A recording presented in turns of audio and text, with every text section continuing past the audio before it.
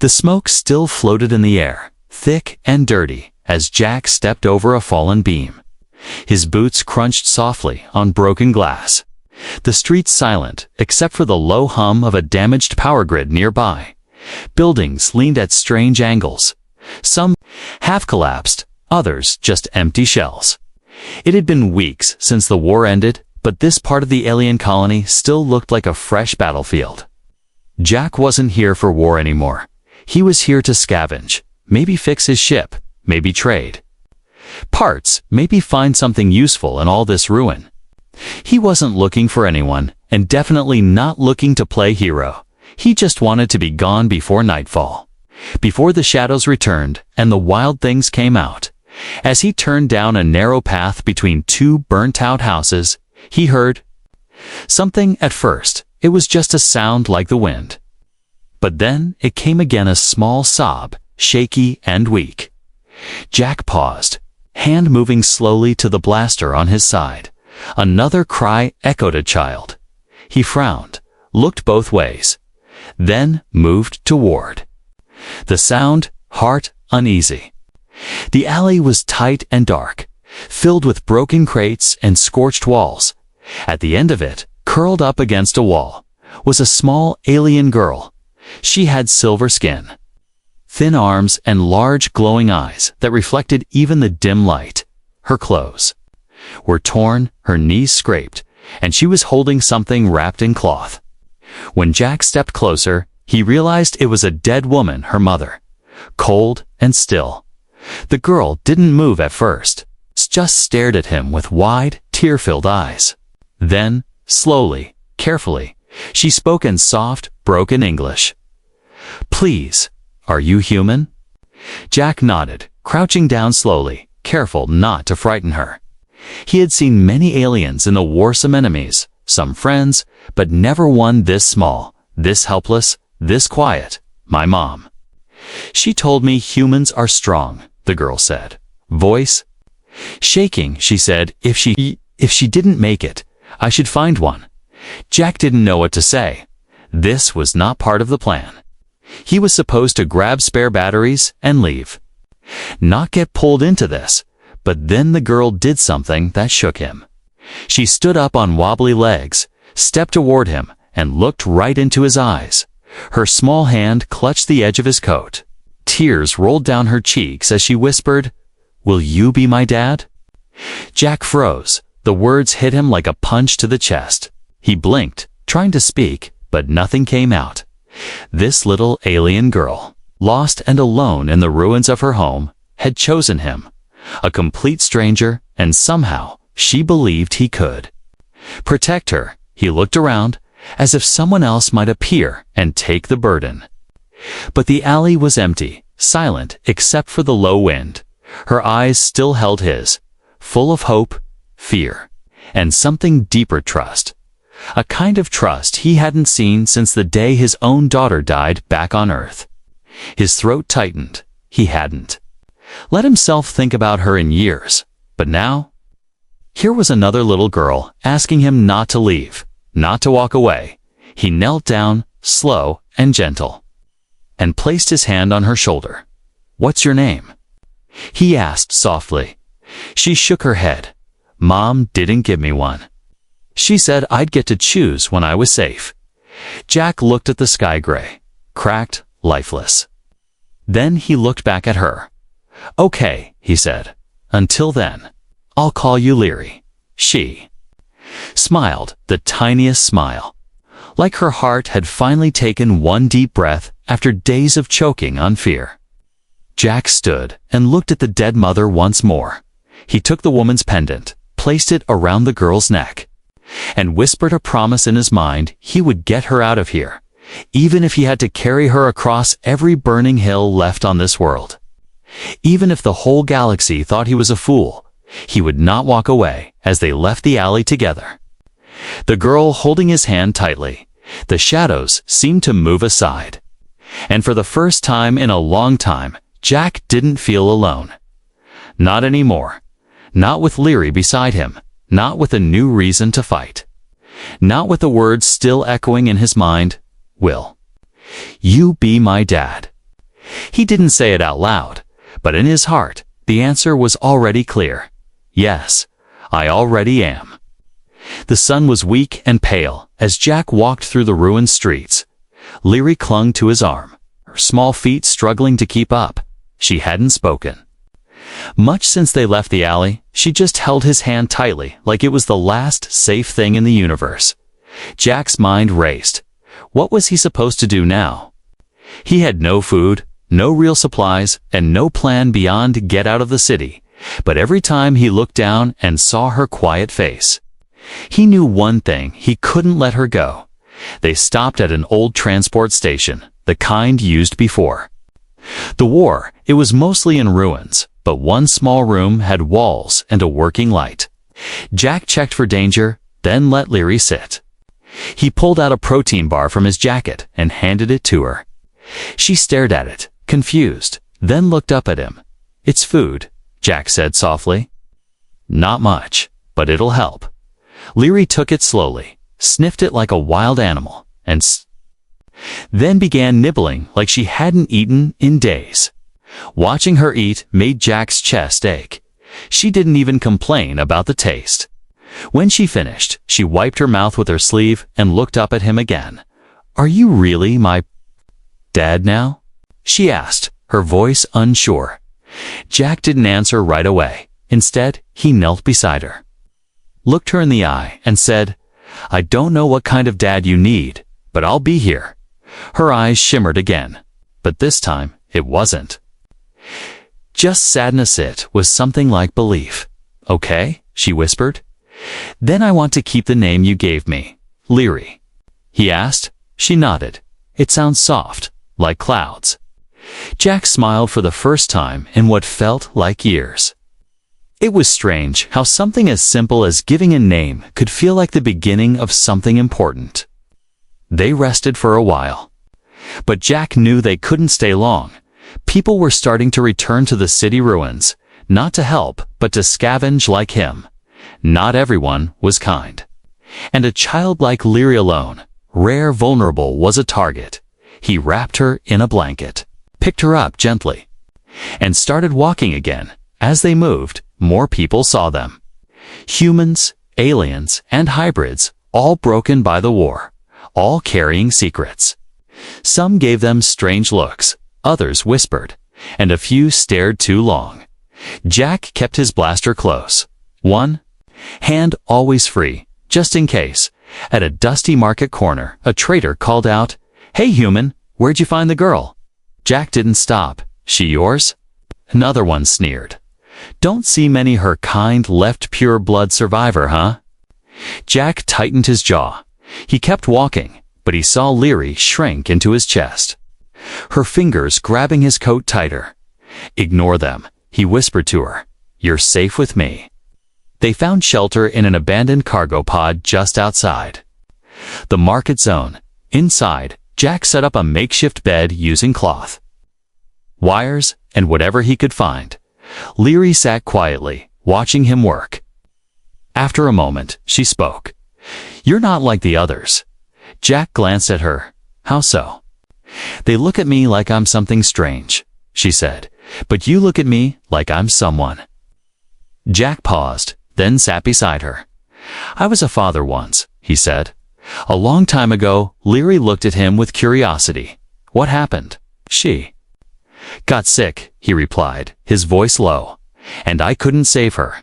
Silence filled the space. Then, softly, Leary placed her hand on his.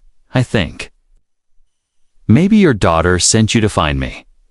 Jack looked at her, heart caught between grief and wonder. He didn't know what to say, but that one sentence made something shift inside him. Later that night, they sat by a small heating coil Jack found, its weak warmth spreading slowly.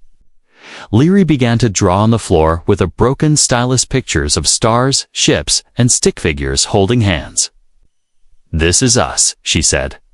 "That's you flying a big ship, and that's me beside you. You want to fly one day?" Jack asked. She nodded. "My mom said I was born under a wandering star. She said I was meant to travel." Jack looked at the stars through the broken pod window. Maybe she was right.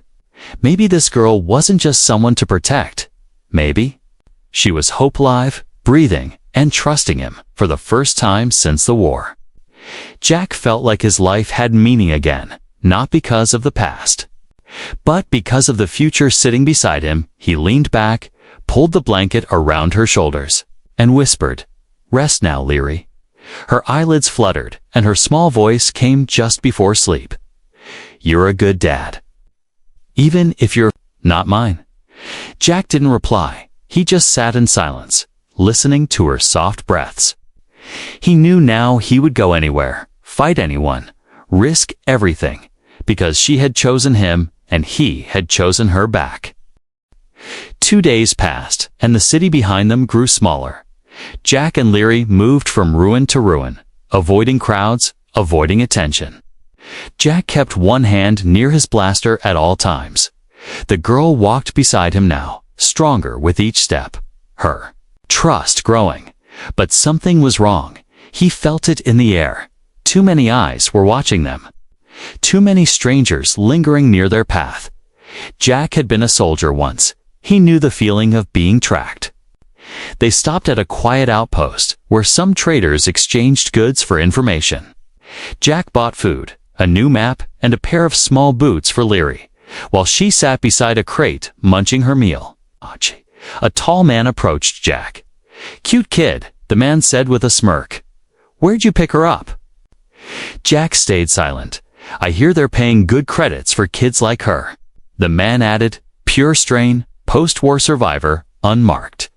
Jack's jaw tightened. "She's not for sale." The man gave a short laugh. "You'll regret that." He muttered, then turned and vanished into the crowd. Jack walked back to Leary and knelt. "From now on," he said quietly, "you stay close to me, no matter what. Understand?" She nodded, confused but trusting. Jack didn't tell her. But he already knew there was a price on her head. That night, he hacked into an old bounty board system. His hands shook as he read the entry. Live capture. Young female alien. Estimated age 6 to 8. Silver skin, violet eyes. Designation, a 19 reward. 100,000 credits. The poster didn't say why, but it didn't need to. He understood what it meant. Someone powerful wanted Leary, and they'd stop at nothing. He powered down the device and looked at her, asleep. With her head resting on his arm, she didn't even know she was being hunted.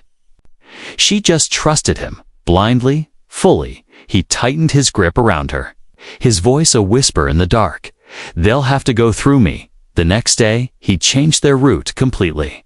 No more outposts, no more open roads. He led them through the valleys, across dry riverbeds, through thick alien forests where drones didn't scan. But the hunters were patient, and they were getting closer. Leary felt it too. She spoke less, clung to Jack more. When a branch snapped in the distance, she would flinch. When shadows moved near their camp, she would curl into his side. One evening, as the sun dipped low behind broken towers, they reached a hollow under a fallen bridge. Jack set up a quiet shelter. Leary sat watching the stars appear, one by one. "Why do bad people want me?" she asked suddenly, her voice small. Jack sat beside her. "Because you're special. And some people don't like what they can't control." She was quiet for a while, then whispered, "Will they take me from you?" Jack looked at her with firm eyes. Never. He checked his weapon again that night. Checked the perimeter, set traps, and yet it still wasn't enough. At midnight, Leary woke up with a scream. Jack snapped. 2 attention shadows moved just beyond the rocks. Figures with glowing visors, blasters raised. They had found them. Step away from the child. One voice called out, mechanical and cold. "You are outnumbered." Jack's fingers tightened on his weapon. He looked at Leary, eyes wide with fear, and whispered, "Hide behind me." She didn't move. Instead, she reached into her blanket and pulled out something Jack hadn't seen. Before a crystal pendant, it glowed faintly, pulsing with a rhythm that felt alive. "My mom gave me this," she said, holding it tight. "She said it would protect me. But only if I'm not alone." Jack stood, blaster aimed. Heart pounding, he knew he might die here, but he wasn't going to let them touch her. The hunters stepped closer, surrounding them. "You have no idea what you're protecting." One of them said, "That child's DNA holds the key to rebuilding a species." "She's not a tool," Jack shouted back. "She's a child." Blasters lit the night Jack fired first. The air exploded in flashes of blue and red. He moved like a soldier again, every shot calculated. 3 attackers fell, but one slipped past him, reaching for Leary. "No," Jack yelled, lunging toward her, but it was too late, so he thought. As the attacker reached for her, the crystal around Leary's neck lit up with a blinding pulse. A wave of force threw the man back 10 feet, slamming him into the wall. Jack stared in disbelief. Leary stood there, eyes glowing faintly, the crystal pulsing slowly again. She looked at Jack and whispered, "I don't know how I did that." Jack rushed to her, held her tight, checked her arms. Her face, her back. She was unharmed. They were safe. For now, he looked around bodies on the ground. Gear scattered. He picked up a wrist device from one of the hunters and smashed it beneath his boot. "We have to move again," he said, voice shaking but firm. "They won't stop." Leary looked up at him, tired but brave. "I'm not afraid if you're with me," she said. Jack carried her into the night, deeper into the mountains. His heart heavy but burning with purpose. They would chase her, hunt her, try to take her, but he had made his choice. He wasn't just protecting a child anymore. He was protecting his daughter. The wind howled across the broken cliffs as Jack pulled the hood tighter around Leary's head. Cold bit through his coat. But he didn't stop moving. They had to keep going. The old mountain path was dangerous, but it was their only chance to reach the hidden sanctuary. Leary was getting weaker. She hadn't said much since the ambush. She walked in silence, her steps slow, eyes dull. Jack noticed the trembling in her hands, the pale look in her face. She was burning up. Her skin, normally silver and glowing, had turned dull and gray. He paused beneath an overhang and knelt beside her. Her breathing was shallow, her lips dry. He touched her forehead. "Was like fire, Leary," he whispered. "Hey, stay with me." She blinked, trying to smile, but it faded fast. "My head hurts. And my legs feel heavy," she murmured. Jack's heart pounded. He reached into his bag. No real medicine, just rations and tools. He wrapped her in his own jacket and lifted her gently into his arms. She didn't resist, just leaned into his chest like a rag doll. He checked his map. The sanctuary remote research post where humans and aliens worked together was still a day away. He didn't have a day. Leary wouldn't last that long walking, so Jack walked, climbed, and carried her through the cold, one step at a time. Across ice-covered stones and narrow ledges, night fell again, and the cold deepened. The stars above were sharp and bright. Jack found a narrow cave and started a small fire using scrap and a torch stick. Leary lay wrapped in every piece of cloth. He had her head resting on his lap. She whispered something in her sleep. He leaned closer. "Don't leave me. Please, I'm here," Jack whispered, stroking her hair. "I'm right here." The wind outside howled like a warning. Predators moved in these mountains, but he didn't care. He'd face monsters if it meant Leary would see morning as... The fire cracked and hissed.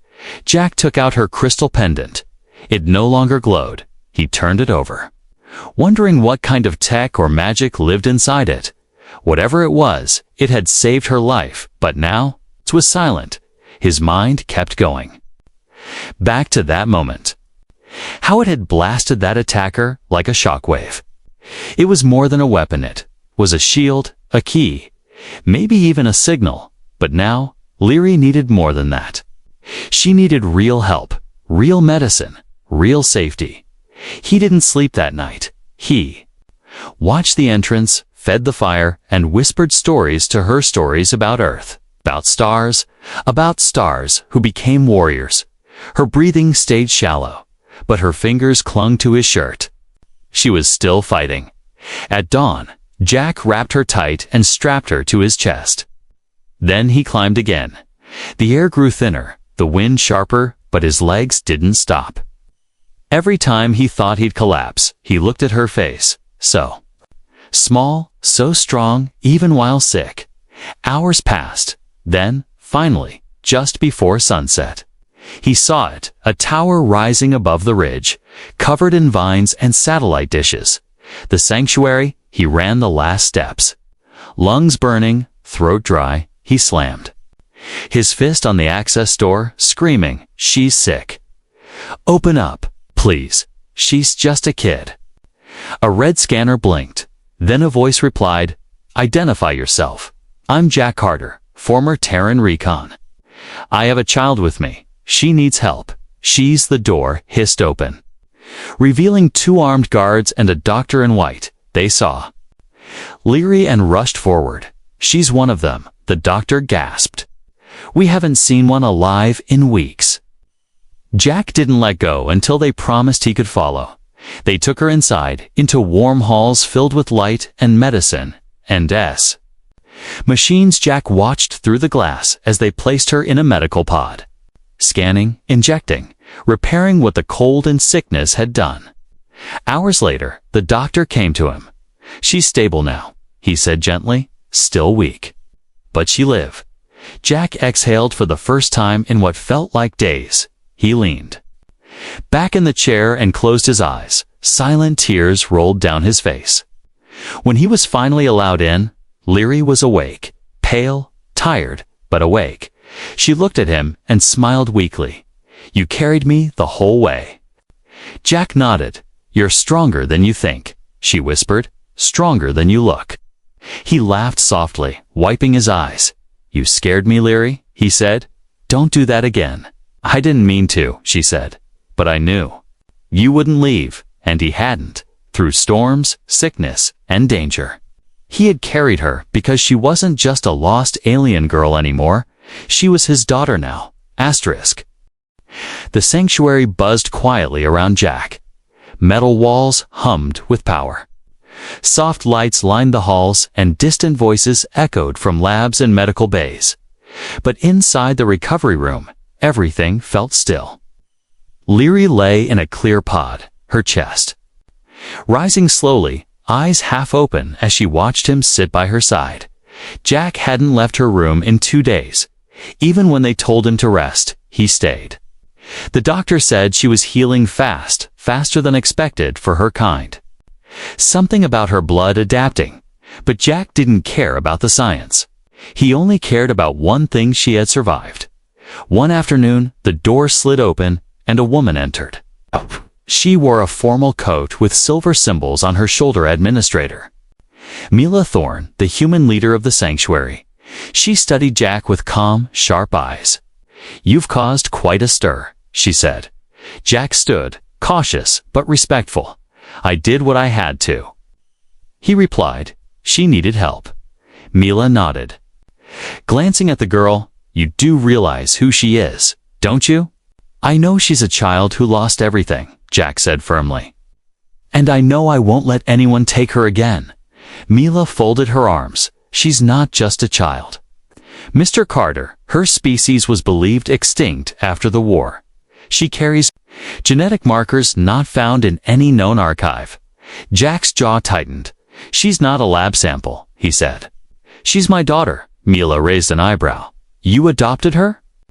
"She chose me," Jack said quietly, "back in the ruins.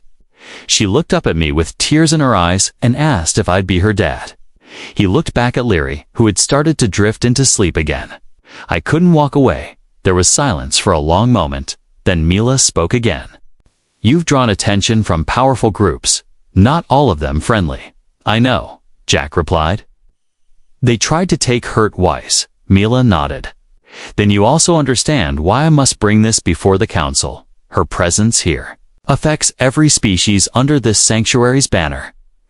Jack stepped forward. Bring your counsel, your rules, your questions, but understand this, he said, voice steady and cold.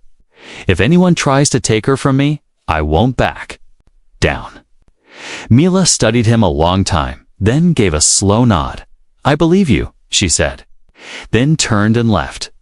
That night, Jack stayed beside Leary again. She opened her eyes slowly, weak but clear. Was that lady angry? She asked. Jack shook his head. No, just confused. She doesn't understand what we are. Leary blinked. What are we? Jack smiled gently. We're family, kid, and that scares people who don't have one. Leary smiled and squeezed his hand. Do families stay together forever? Jack leaned down and kissed her forehead. If I have anything to say about ETS. 2 days later, Jack stood in front of a circular chamber filled with alien leaders, scientists, and human diplomats. Leary watched from behind the glass wall, guarded but unharmed. Jack could feel every eye on him. He didn't care. He wasn't afraid of them, he was only afraid of losing her. An alien councilwoman with violet skin stood. Mr. Carter, she said, this child is biologically unique and extremely valuable. To her species restoration, would you give her over for examination and preservation under our control? No, Jack answered immediately. There was a ripple of voices, surprise, and murmurs. The alien continued. You would deny her a future with her own kind? Jack took a breath, stepped forward, and pointed toward the viewing window. That girl cried beside her dead mother while the world ignored her. He said, voice firm, she trusted me, not a council, not a lab, not some scientist. He raised his voice now. She doesn't need to be locked up or studied. She needs love, safety, and someone who tucks her in at night. Mila Thorne stood, watching silently as the room quieted. Jack continued, you want her to help rebuild her kind?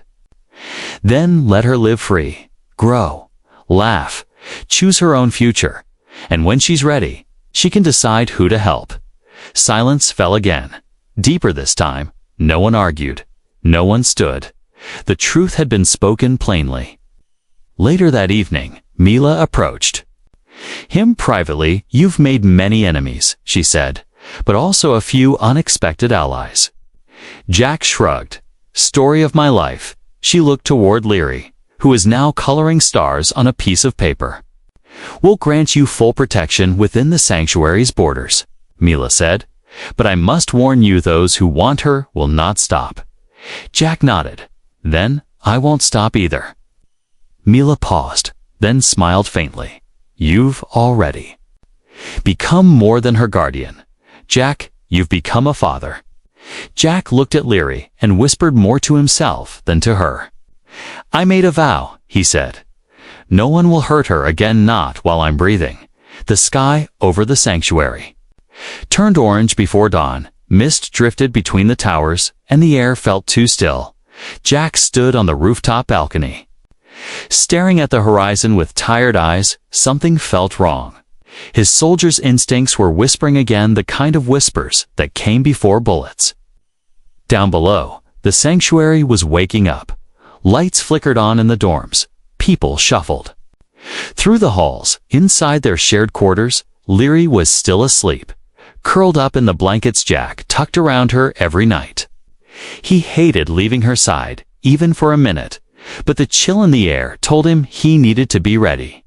Then he saw it, a black dot in the distance falling from the sky. Then another, then 20. Jack's breath caught in his throat. Dropships. He ran back inside, grabbing his gear, strapping on his vest, and slinging his blaster across his chest. Leary woke as he tightened the last strap. Jack, she said sleepily. We're not safe, he said quickly, kneeling beside her. There's danger coming, and I need you to stay hidden. Do you understand? Her eyes widened. The hunters. He nodded. They found us again. he reached under the bed and pulled out a small pack he had prepared days ago. Inside were supplies, a beacon, food, and the crystal pendant her mother had left. He handed it to her. "Keep this close," he said. "And if I tell you to run, you run, Leary." No looking back, tears started to form in her eyes. "But you'll be there, right?" Jack placed his hand over hers. "I'm not going anywhere if I can help it." Sirens started to scream across the sanctuary. Red lights flashed, and guards rushed to defensive positions. Mila Thorne's voice came through the intercom, calm but commanding. "Attention all units, hostile craft inbound. Prepare for breach protocol." Jack led Leary down to the safe room, a sealed chamber underground, built to protect civilians during raids. He handed her to one of the medics, a kind alien nurse with soft green eyes.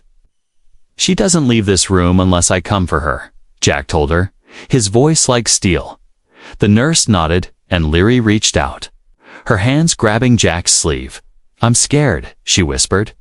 Jack leaned in, kissed her forehead, and whispered, "So am I." Then he looked her in the eyes. "But I've got something worth fighting for now." He turned and walked away, his heart heavy, but his purpose clear. The attack began just minutes later. Dropships broke through the shields with EMP bursts, frying sensors and lights. Dozens of mercenaries spilled into the sanctuary, armored and armed, faces hidden behind dark masks. But they weren't ready for Jack. He moved like fire, fast and brutal. Blaster shots flew across the corridors. Alarms screamed, metal walls sparked with heat. Jack took out 2 attackers near the science wing, then joined the defense line at the front gate. "They're not here for our tech," one guard said, between shots. "They're here for her." Jack didn't answer. He already knew. At the same time, 3 mercenaries slipped through a ventilation shaft, heading toward the lower levels, toward the safe room. Leary sat in silence as the nurse gently wiped her face. Suddenly, the lights flickered again. The nurse looked toward the sealed door, just as it shook from a heavy impact. Boom. Then again, boom. "They're coming," Leary whispered, gripping the crystal pendant in both hands. "Stay behind me," the nurse said, stepping in front. But Leary stood too, eyes focused, her small body trembling. The door burst open, and armed men stormed in. They grabbed the nurse, shoved her to the floor, and reached for the girl. But the moment they touched her, something changed. The pendant lit up like a flare, glowing brighter than any star. The attackers froze, blinded, and Leary screamed not in fear, but in power. A wave of energy blasted from her chest, knocking the men backward like rag dolls. The walls shook, metal cracked, and the lights exploded. Jack felt it from the upper level. The shockwave made the floor rumble beneath his boots. He turned and ran, faster than he'd ever moved. Downstairs, through smoke, past wounded allies. Until he reached the safe room, he burst in and saw the aftermath: 3 attackers on the floor. Their armor melted, the nurse coughing in the corner, and Leary standing in the center, surrounded by a faint glow. She looked at him and began to cry. "I didn't mean to. I just wanted you." Jack ran to her and hugged her tightly. "You did everything right," he said. "You protected yourself. And I'm proud of you." Behind him, Mila entered with armed backup. She stared at the scene in shock. She activated it again. She whispered, "This child isn't just rare. She's something new." Jack looked at them all. "She's not a weapon," he growled. "She's my daughter." And no one dared argue, as the dust settled and the surviving mercenaries retreated. Word spread across the stars. A child had awakened a force long thought extinct, and a human had stood between her and the entire galaxy. But Jack didn't care about legends or rumors. All he cared about was a little girl asleep in his arms, breathing softly, safe again, and he knew he'd never let her feel fear like that again, not while he still had breath in his lungs. Days passed after the attack. The sanctuary slowly repaired itself. Walls were patched, systems rebooted, and wounded treated. But something else had changed too. The people, the guards. Even the leaders, they no longer looked at Leary with uncertainty or fear. They looked at her with respect. She had done what no weapon could. She had stopped an entire squad of armed attackers with nothing but the energy her blood carried. But she didn't feel powerful. She just felt tired inside the garden dome of the sanctuary. Leary sat on a bench, watching a flower open to artificial sunlight. Jack stood nearby, arms crossed, always close. He had stayed at her side every hour since the battle. He hadn't been assigned to protect her anymore. He had chosen it. Mila Thorne approached slowly, a tablet in her hand.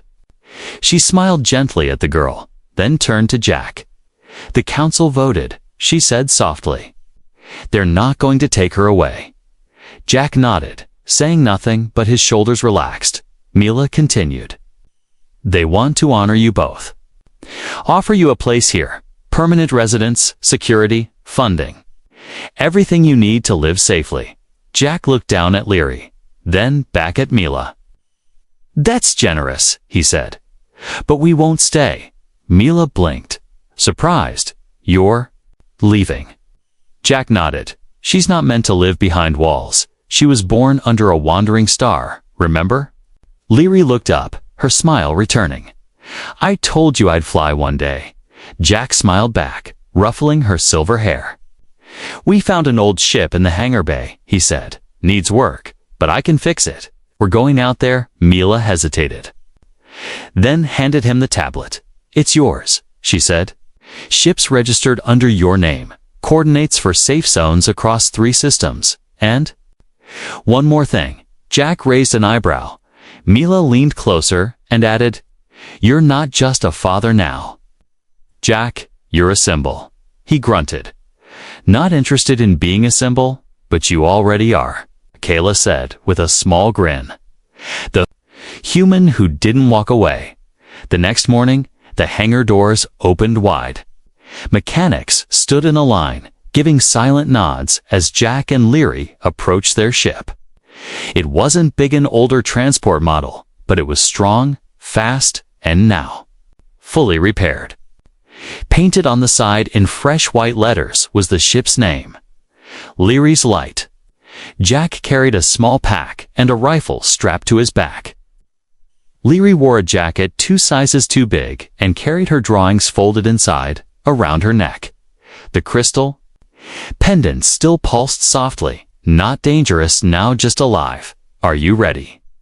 Jack asked as they stood at the base of the ramp. Leary took a deep breath. "I'm ready," she said. "As long as you're flying." Jack picked her up, spun her gently in the air, and walked aboard. The doors hissed closed. The engines hummed to life as the ship rose off the platform. People below waved, and the sanctuary that once feared her now cheered for her instead. Stars stretched across the black sky as the ship moved through the quiet of space. Inside the cockpit, Jack leaned back in the pilot's seat while Leary sat beside him, legs swinging, eyes wide. "Where are we going?" she asked. Jack smiled. "Wherever you want." Leary thought for a moment, then pointed at the stars. "Let's go that way," he nodded, adjusting the controls. "Then that way it is." As the ship sailed into the void, Leary rested her head against his shoulder. "I used to think the stars were just faraway lights," she whispered. "Now they feel like places we can visit." Jack didn't say anything right away. He just looked at the stars and thought about all they'd been through. The alley, the sickness, the hunters, the council, every risk, every wound, every choice. And he'd make the same choices again, because in that alley, the child had looked up at him with broken eyes and asked a question that changed everything. And he had answered with more than words. He had answered with action. He had fought, bled, carried. And protected because she wasn't someone else's child anymore. She was his. As the stars drifted past the window, Leary closed her eyes. "I'm glad I found you," she whispered. Jack looked down at her, brushed a strand of hair from her face, and whispered back, "No, kid. I'm glad you found me." And together, father and daughter flew toward a future that belonged only to them. One built not from blood, but from love. Not from duty, but from choice. Not from fear, but from the powerful answer to a tearful question: will you be my dad? Yes, always.